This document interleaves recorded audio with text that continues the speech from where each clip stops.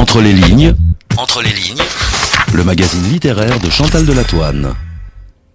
Alors, nous parlons à la fois littérature, nous parlons sur la base d'un événement politique qui a été mai 68, et notamment de sa célébration cette année, parce que je crois qu'on pouvait... Non seulement, vous me disiez tout à l'heure, ça c'était passionnant, parce qu'à votre âge, j'ai une vision des choses tout à fait spéciale, et vous n'hésitez pas à le dire, on aurait peut-être pu faire l'économie de 1968, ce qui peut faire bondir certains de nos auditeurs, qui y croyaient beaucoup, et puis qui 40 ans plus tard, ça leur rappelle leur jeunesse, ont envie de commémorer évidemment la période.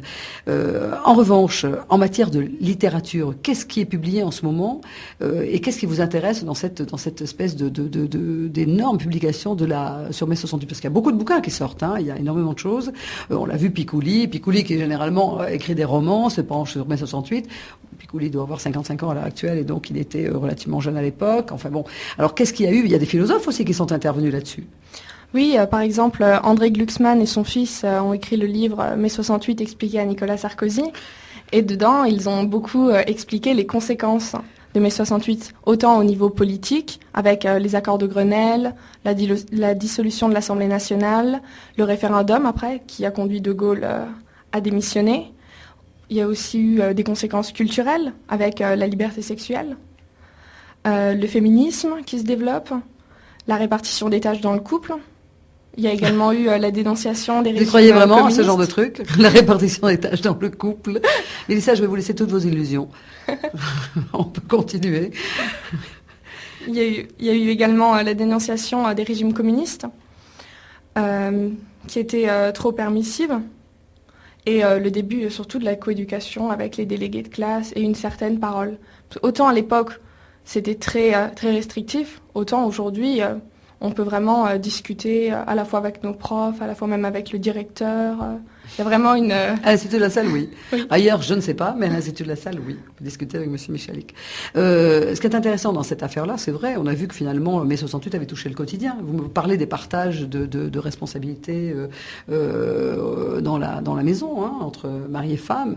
Bon, je plaisantais en disant que ce n'était pas forcément encore dans les habitudes, mais enfin, peut-être qu'il faut, au-delà de 40 ans, peut-être qu'il faut 60, 70 ans pour arriver à faire comprendre à ces messieurs qu'il faut un peu nous aider à la maison. Mais surtout, effectivement, ça a entraîné des conséquences, et notamment le mur de Berlin peut-être après. Est-ce que vous pensez que mai 68 a été un élément qui a permis ce genre d'opération ensuite?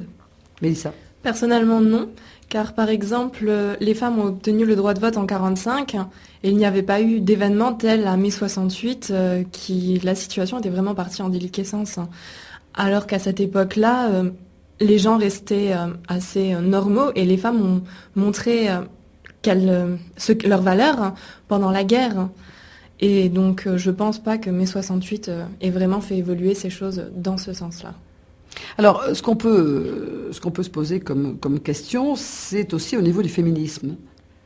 C'est vrai que vous êtes en train d'expliquer que les femmes avaient leur valeur pendant la guerre, elles existaient puisqu'elles avaient fait marcher les entreprises, c'est ce qu'on vous apprend en classe, hein, dans les cours d'histoire géo, et visiblement vous apprenez très bien vos cours. En revanche, vous avez d'excellents profs, mais en revanche, effectivement, le féminisme avait quand même besoin d'être un peu mobilisé, motivé, secoué et autres. Est-ce que, à l'heure actuelle, il n'y a pas encore quand même, ça n'est pas encore un chantier qui est largement ouvert? Est-ce que vous vivez ça, toutes les deux, vous avez 17 ans, comment voyez-vous votre avenir en tant que femme et votre avenir professionnel essentiel?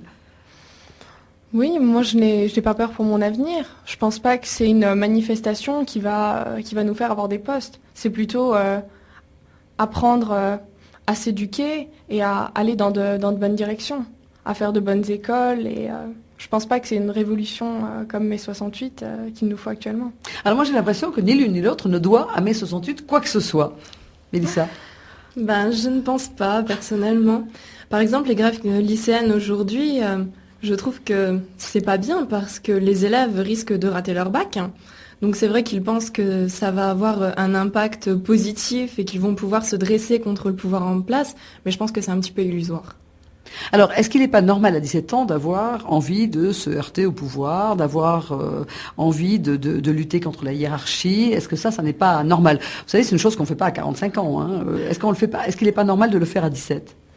Ça dépend si on partage les idées ou pas du pouvoir en place. Alors oui, mais alors ça c'est éminemment subjectif ce que vous dites, c'est-à-dire vraiment si on partage des idées du pouvoir en place, on dit rien. Si on les partage pas, éventuellement on peut se révolter, c'est ça? Oui, moi je pense que c'est ça. Personnellement, si le pouvoir était différent, je dis pas que j'irais pas manifester contre ces réformes. Alors, est-ce que vous auriez envie, vous, de participer au pouvoir? Est-ce que vous imaginez une carrière politique pour vous, l'une et l'autre, hein, Mélissa? Moi, personnellement, c'est vrai que ça pourrait être tentant, car en ce pouvoir en place, c'est vrai que oui, j'aimerais m'intéresser et m'investir dans la politique. Mélissa? Oui, également. Et alors, de quelle manière, en passant, comment? C'est-à-dire, comment vous imaginez les choses concrètement? Vous avez 17 ans, ça va, vous avez tout un avenir professionnel devant vous, vous avez un avenir aussi social, vous allez jouer votre rôle dans la société, et vous allez peut-être le jouer de manière politique. Alors, comment allez-vous vous y prendre, Mélissa? En s'intégrant dans un parti. C'est indispensable? C'est la seule solution? Moi, je pense que c'est bien, parce que dès qu'on a des valeurs et qu'on veut les défendre, c'est important de s'investir. Et c'est dans un parti politique qui répond à nos valeurs qu'il est important de se tourner. Oui, il faut une structure. À votre Oui. avis, il faut quand même quelque chose de construit derrière vous. Oui, parce qu'il faut profiter de l'expérience de nos aînés. De même, je pense que si on veut vraiment s'investir en politique, il faut avoir déjà des idées, car si on patauge, non, c'est vrai qu'on ne saura pas vraiment ce qu'on veut. Et je pense qu'en politique, il est vraiment important de savoir ce qu'on veut, ce qu'on prévoit et ce en quoi on croit. Donc j'imagine que toutes les deux, vous avez une stratégie. Oui. Vous l'avez. Donc on aura l'occasion d'en reparler. Il nous reste peu de temps. Je voudrais savoir si la classe et l'enseignement vous aident à avoir, je ne parle pas du cours de sciences politiques, mais je parle de l'enseignement d'une manière générale, vous aide à avoir une véritable prise de position, une prise de conscience. Oui, je pense, parce qu'on nous éduque des petits avec les cours d'éducation civique à être citoyen, à aller voter, à s'investir dans la vie de la cité. Et c'est vrai que ça peut donner des déclics aux jeunes. C'est bien, je trouve. Mélissa? Moi, personnellement, c'est pas vraiment la classe qui m'a fait apprécier la politique. C'est en m'y intéressant, l'actualité, le journalisme. Et je suis montée à l'origine. Et là, c'est vrai que j'ai commencé à m'intéresser à la politique. Et je me suis dit, notamment grâce aux cours d'économie. Ça va faire plaisir aux profs d'économie à l'Institut de la Salle. Et donc, cours de sciences politiques, cours d'économie, cours finalement orientés vers le fait qu'on fasse de vous des citoyens, des citoyennes. Nous avions, pour cette émission, l'émission se termine, de jeunes futures citoyennes, de jeunes futures femmes politiques, ou bien de jeunes journalistes peut-être, et pourquoi pas politiques. Elles avaient pris une option différente, mais visiblement, à la fin de l'année, elles seront très très bientôt journalistes politiques. Alors, merci à toutes les deux d'avoir été mes invitées, les deux Mélissa. Merci. Continuez à écouter les cours de sciences politiques, et puis, je crois que j'avais envie de vous dire, faites-vous votre propre opinion, mais à mon avis, c'est déjà fait. Merci à vous en tout cas, merci à Didier à la technique, et à lundi prochain, nous changerons radicalement de sujet. Merci, à bientôt.